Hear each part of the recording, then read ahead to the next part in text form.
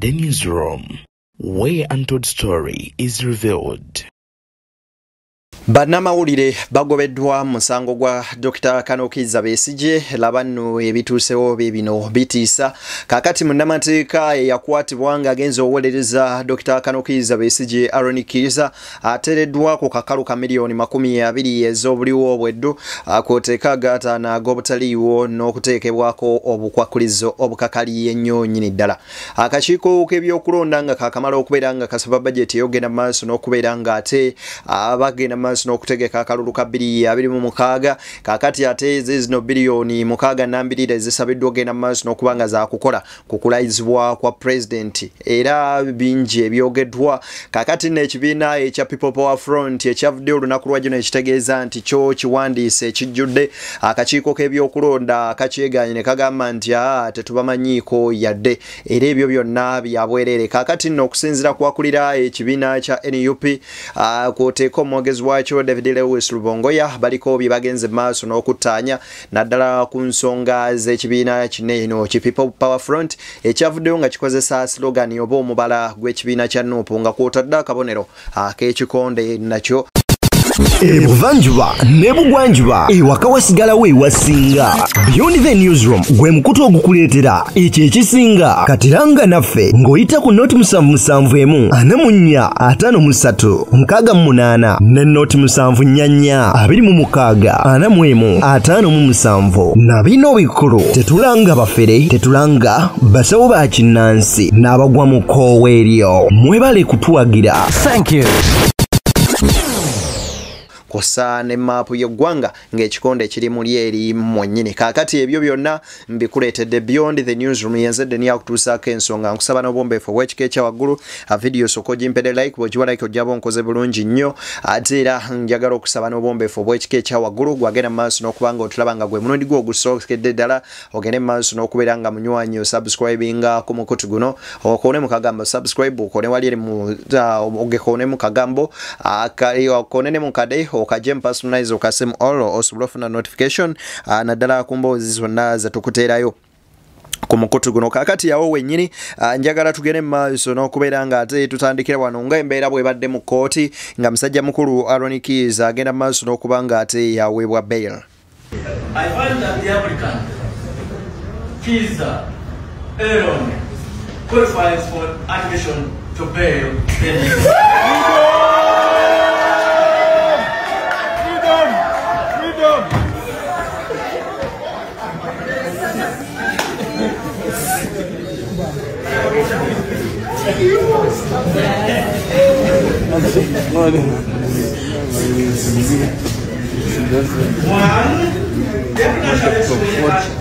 Bond of 10 million shillings only. Yes.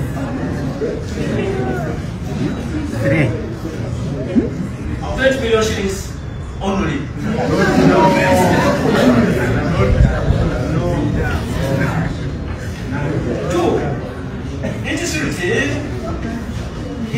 Nga akakiiko k'ebyokulonda kakamala okuvaayo okubeera nga kanjula bajeti yaako gye kagenda okubeera nga kakozesa mu kalulu ke tugendamu aka 2021 aka bonna kaakati nno ensimbi ezogenda maaso n'okubeera nga zirayiza omukulembeze zigenda beera miliyoni eziwererako ddala kakaaga that is 6 billion gw'omulungi agenda maaso n'okubeera nga ondaba kakati nno okusinziira ku bakungu bo batunnyonnyodde butya bwe bagenda ogenda maaso n'okubeera nga bakozesa ensimbi zino ng'ekitongole ekyamuze kiri entitled ogenda maaso n'okuba nga ate kirayiza omukulembeze w'eggwanga omujja regardless of ani awangudde oba President Museveni azzeeyo oba Kyagulanyi oba Norbert Mao oba n'abawadde yenna n'abawangudde zino z'ensimbi ezigenda okubeera nga zikozesebwa okumulayiza.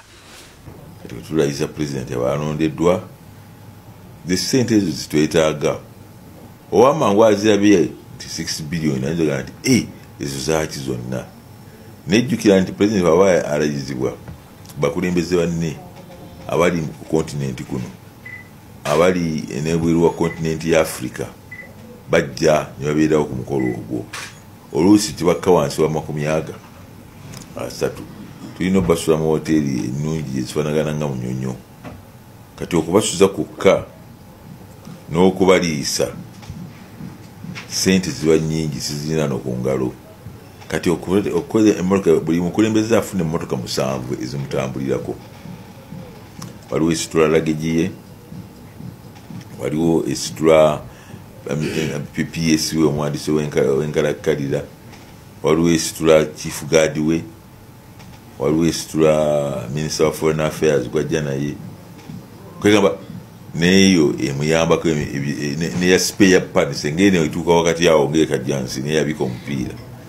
Ate tuyinza gamba nti atule tulinde ava mweno nayingira mweri. Kabadde kaseera kakayisa nnyo nakwewuunaganya eri bannakibiina kya National Unity Platform olw'ekibiina ekyavuddeyo nga kigamba nti kyo kyawandiisiddwa butereevu era mu mateeka kimanyikiddwa ekya People Power Front. Kakati akakiiko k'ebyokulonda kavuddeyo ne kabyegana ne kagamba nti ffe tetubamanyiiko wadde mayitire wabula baatuwandiika ne batutegeezaako wabula tetuwaprovingangako kibiina kyabwe kubeera kibiina kya byabufuzi. Ayogerera akakiiko k'ebyokulonda Julius Muchunguzi agambye nti abatembeeta ekibiina ki People Power Front kituufu babawandiikira okufuuka ekibiina ky'ebyobufuzi wabula tebannatuukiriza bisaanyizo bibakakasa kufuuka kibiina. Abakulembeze ba NUP bategeezezza bannamawulire nti aba PPF bafere ba bbaluwa abakozesebwa okubatabulatabula n'okubajja ku mulamwa. Abo abamu mubamanyi political dealers nti buli kalulu bwe kasembera